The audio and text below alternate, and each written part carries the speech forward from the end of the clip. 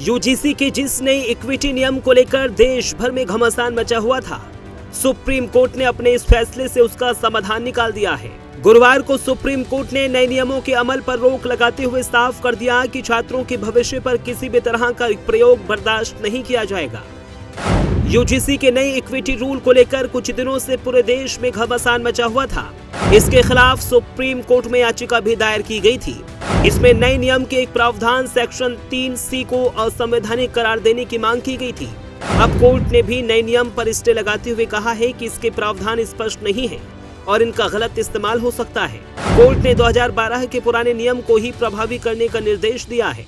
Supreme court के इस फैसले से लाखों छात्रों और शिक्षण संस्थानों को बड़ी राहत मिली है। अदालत के ये कदम न सिर्फ संवैधानिक संतुलन बनाए रखने की दिशा में अहम है, बल्कि ये भी सुनिश्चित करता है कि बिना व्यापक सहमति और स्पष्टता के शिक्षा व्यवस्था में कोई भी बदलाव लागू ना हो। इतना ही नहीं, सुप्रीम कोर्ट ने इस मामले को लेकर बेहद ही गंभीर टिप्पणी की है।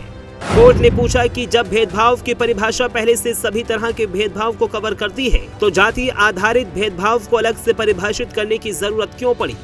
कोर्ट ने यह भी सवाल उठाया कि रेगुलेशंस में रैंकिंग को क्यों शामिल नहीं किया गया, जबकि ये कैंपस में एक बड़ी समस्या है।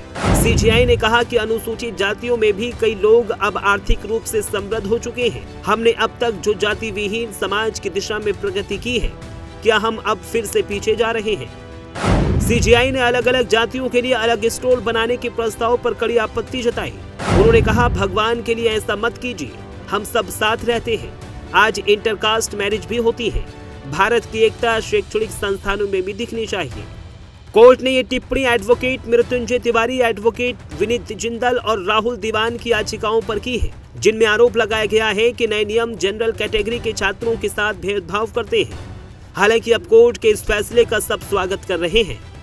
कहना नहीं है। देखिए, यूजीसी ने जो भी आदेश जारी किया था उसको देश की सर्वोच्च अदालत ने उस पर रोक लगा दिया है।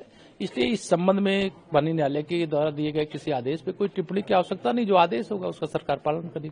न्यायालय ने जो निर्णय लिया है, न्यायालय को कोटिशत धन्यवाद, क्योंकि नरेंद्र भाई मोदी भारत में कभी विभेद की राजनीति नहीं की है और देश के अंदर जब शेड्यूल कास्ट का प्रमोशन का आया था कोर्ट में, तो उसका भी समर्थन किया। देखिए, जिस दिन से यूजीसी लागू हुआ उसी दिन से मैं कह रहा था ना कि सुप्रीम कोर्ट का दरवाजा खुला है, आप जाओ, न्याय मिलेगा। उसी दिन से मैं कह रहा हूं, सरकार भी आपके पक्ष में है। सरकार ने भी ये कहा कि हम केंद्रीय शिक्षा मंत्री ने भी कहा कि हम कमेटी बना देते हैं, 15 दिन में जो रिपोर्ट आएगी, जो संशोधन करना होगा कर लिया जाएगा, जो रिपोर्ट कहेगी, जो संस्तुति आएगी। और सुप्रीम कोर्ट ने तो मैं तो उसी दिन से कह रहा हूं कि आप सुप्रीम कोर्ट जाओ, दरवाजा खुला, न्याय मिलेगा। आपको अगर इस तरह का अंदेशा है तो आज वो सुप्रीम कोर्ट गए, सुप्रीम कोर्ट ने उनकी बात को माना, अब स्टे दिया है, अब आगे सुनवाई होगी तो अपना बहस करें। इस फैसले ने एक बार फिर से बता दिया कि सुप्रीम कोर्ट देश की सबसे मजबूत संवैधानिक ढाल है, क्योंकि देश में जब यूजीसी के नए नियम से जनरल वर्ग में असंतोष था, तब कई सियासतदारों ने अपनी सियासत भी चमकाने की कोशिश की, लेकिन अंत में सुप्रीम कोर्ट ने इस फसाद को खत्म करने का काम किया है। अब कोर्ट ने इस मामले में एक कमेटी बनाने का सुझाव भी दिया है, ताकि किसी के साथ भेदभाव ना हो। नहीं, कोर्ट ने अभी ये सजेशंस दिए हैं कि हम चाहेंगे कि जब ये मैटर आगे बढ़े और इसका और डिस्कशन हो तो कोई कमेटी बनाई जाए। वो उन्होंने सजेशन सॉलिसिटर जनरल साहब को दिया था। तो आज तो कोर्ट ने जो हमारी तीनों रिट याचिकाएं थीं, जो और हमारे पक्षकारों ने भी दायर की हैं, राहुल दीवान की तरफ से याचिका दायर हुई है, अनुभव पांडे, रूबल पटलिया, संजय दीक्षित, इन सारी याचिकाओं पर कोर्ट ने आज नोटिस जारी किया है और यूजीसी रेगुलेशंस पे पूर्णतः रोक लगाई। दरअसल सुप्रीम कोर्ट ने कहा है कि एक एक्सपर्ट कमेटी बनाई जाए जो नई गाइडलाइंस की भाषा को स्पष्ट करे, और इस मामले में दखल देना जरूरी है, क्योंकि नई गाइडलाइंस समाज को बांट सकती है। अब ये नई गाइडलाइंस क्या है वो भी समझिए।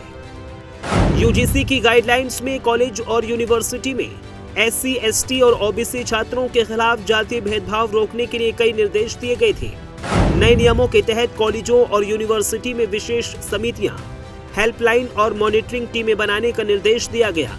ये टीमें SC, ST और OBC छात्रों की शिकायतों को देखती हैं। ये बदलाव उच्च शिक्षा संस्थानों में निष्पक्ष और जवाबदेही लाने के लिए किए गए।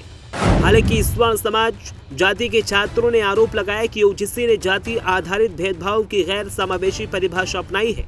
इससे कॉलेजों में अराजकता पैदा होगी, उनके खिलाफ भेदभाव को बढ़ावा मिलेगा।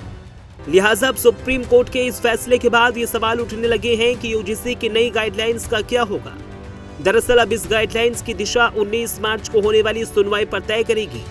19 मार्च को सुप्रीम कोर्ट केंद्र और UGC के साथ मिलकर एक कमेटी का गठन कर सकती है।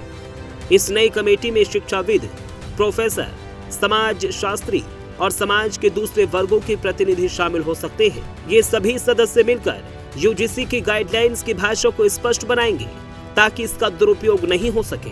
Bureau report, prime news.